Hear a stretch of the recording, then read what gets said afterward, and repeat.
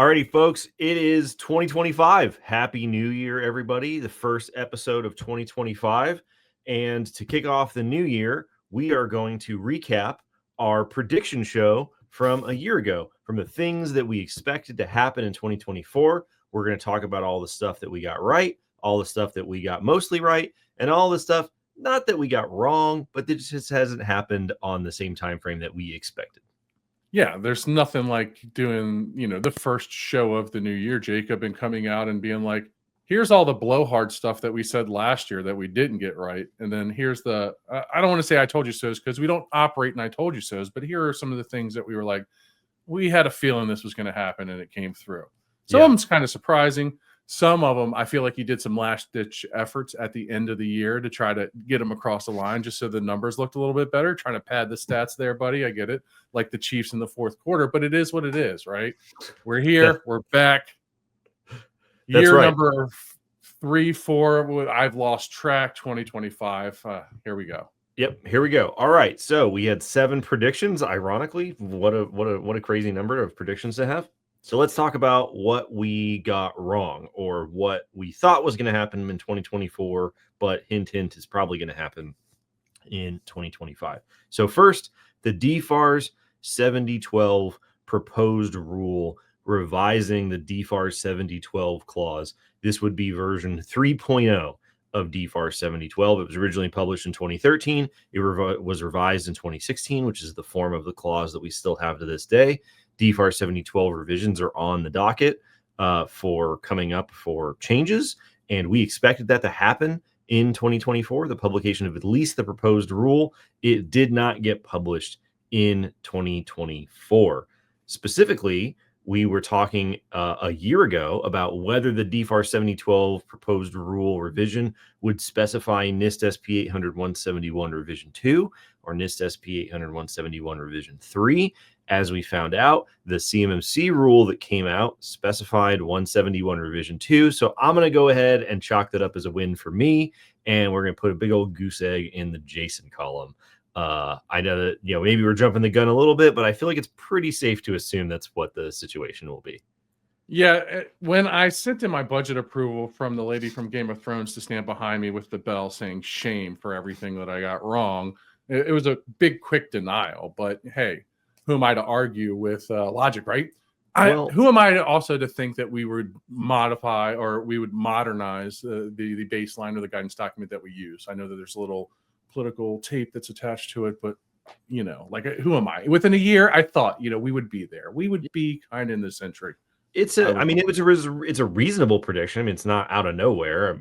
It's kind of a coin flip because until the year played out, we weren't really sure. But the DFARS 7012 rule did not get published in 2024. Still on the docket though, so tune in next week. All right, number 2, FedRAMP equivalency will go away via the 7012 rulemaking. The update to the DFARS 7012 rule will eliminate the concept of FedRAMP moderate equivalency once and for all. It is an open secret that DoD hates this idea. They did it back in 2016 as a concession to industry when there were even fewer, if you can believe it, even fewer FedRAMP authorized services and tools and things like that. And so they said, well, if you can't use a FedRAMP certified offering, then make sure it's equivalent to FedRAMP moderate. No one ever did that. It's a giant mess. It's a huge headache. So they've pretty much said at this point that they're going to get rid of FedRAMP moderate equivalency, but they have to update 7012 to do it. And since 7012 didn't happen, the cascading effect means we didn't get this one right either. Still expecting it to happen in the future, but until further notice, the FedRAMP moderate equivalency memo that got published 1 year ago in January of 2024 is the rule. It is the law of the land indefinitely until further notice. There were rumors of an updated FedRAMP equivalency memo floating around for the back half of 2024 that would further clarify the guidance in the memo, but it never came to fruition. I haven't heard anything about it or whispers about it in quite some time. So at this point, the memo from January 2024 is the rule for FedRAMP moderate equivalency indefinitely, and we'll have to see when the DFARS 7012 proposed rule comes out what DoD is going to do. I just feel like this is another one of those things, just like the last one, that we know it's not if, but kind of when, it's going to happen. I still think it's just a lot of a tape, a lot of wrinkles that have to be ironed out that we don't necessarily know about. That's delayed it, and that has drastically decreased the success of our numbers here. Yeah. So, I mean, to take the edge off, these aren't things that we got wrong. These are just things that we They weren't expected to right, happen, Jacob. and they got pushed to the right a little bit. You know what I'm saying? Yeah, they weren't Yeah, right. yeah. All right, the last one that we got You're wrong. either first or you're last, Jacob. The last one that we quote unquote got wrong. The DoD IG audit report of the C3PAO accreditation process used by the Cyber AB will be a big nothing burger. I still think it's going to be a big nothing burger. It's just that the report wasn't published. And I don't know why it took so long, because we've heard that report has been done for a while. So it was a perfectly reasonable idea that it was going to be published in the last quarter of 2024. And I really don't think that this is going to be a big deal at all. The DoD IG conducts random routine audits of all kinds of different functions all across the DoD. And it seems like it was pretty much just a giant coincidence that CMMC's accreditation process had its straw drawn during this process. I think most people have forgotten that this was even happening in the background over the last year. But when it was first announced, everybody used it to fuel their confirmation bias that there was some sort of malfeasance or scandal going on that would have triggered an IG audit. That wasn't the case, but we'll have to wait until the report comes out. And unfortunately, it didn't come out in 2024 like we thought. Yeah, up until the 32 CFR rule was about to go final, one of the agenda items that was touched on during every single AB town hall for at least 3 months leading up to that was talking about this report, how it was completed. It should be out anytime soon. I don't know about you, but where I come from, if there was a report that I knew had negative things about me, I wouldn't be advertising it on my own show, right? Yeah, I wouldn't for be on the sure. podcast saying there's a report saying that I'm a terrible golfer, right? Yeah. Yeah, we just don't have that, right? Yeah. That's why we don't talk about the IG report into this podcast. So, Yes. you can Google it if you want. I'm sure there's other podcasts that have IG reports on this podcast. All righty. Enough with that stuff that we allegedly got wrong. Let's talk about stuff that we got right enough, close enough for government work in this set of predictions here. So, our number 4 prediction from 2024 was we will hear about a False Claims Act against a small business of 100 employees or less. So, there are no unsealed DOJ false claims actions against small businesses yet. More on that in a minute. However, there were several FCA cases and settlements against universities and research labs, some of which weren't really all that big. The big ones that come to mind, Georgia Tech, Penn State. There were some Department of State settlements for ITAR violations that are somewhat related. But yeah, what we have heard, and this is the reason why we're chalking this up to right enough or close enough to be in the right column for a prediction, is that based on talking to the attorneys that are shepherding a lot of these false claims actions, there's somewhere between dozens and allegedly hundreds of False Claims Act cases working their way through the system, many of which are against not only institutions of higher education, but also small businesses. So we know that the cases are in the system, but they weren't unsealed and or settled in 2024 like we thought they were going to be. And just for some reference, the Georgia Tech case that was unsealed, the lawsuit that the government joined, was originally filed in 2022. We didn't know about it until 2024. So hearing about all these cases working their way through the system, I think you're going to see a lot of those moving into 2025, but it's a slow moving train. We know they exist, so we're chalking this up to a win, but technically it's only one that we got kind of right. Yeah, I think it's just because that we don't, we bring in people to have these conversations with us about the FCA and the process and the back end stuff that we kind of don't know about. So how long it's going to take for those court cases to get unsealed, we just can't predict that, right? But what I want to kind of like poke at is, do you think that in some of those cases, and there's dozens to hundreds that are unsealed, that are still pending, right? Do you think that there's going to be a bias towards larger corporations because larger corporations represent a larger payout, right? Nope. For the whistleblower. I'm talking about from the whistleblower's perspective. No, I Because don't think so. no. I don't Okay. think so. I think that it'll run the entire spectrum from very small to very large. There are a lot of False Claims Act cases in the medical field against individuals, right? So Mhm. for people who think, we've talked about this in the past. Mr. Canizares was on the podcast about this specifically. The False Claims Act can go after individual people, right? This is something that we've talked about in past episodes. So I don't think that's going to be biased towards large companies. I think it'll be biased towards cases that the Department of Justice knows that they can win. And a lot of times, as we've talked about with Stephanie Sigmund, the cases that you can win are against the companies that don't have the resources to defend themselves, which are not large businesses. So I think that we're going to see more of this in 2025, but the slow-moving train moves slowly. Who would have thought? Okay, so another one that I'm just calling it that we got it right, even though technically it's not there yet. The FAR CUI rule will be published in 2024. My goodness, this is frustrating. So we've talked about this many times on the show. We'll link to the episodes below. Go check them out. FAR CUI rule is a huge deal.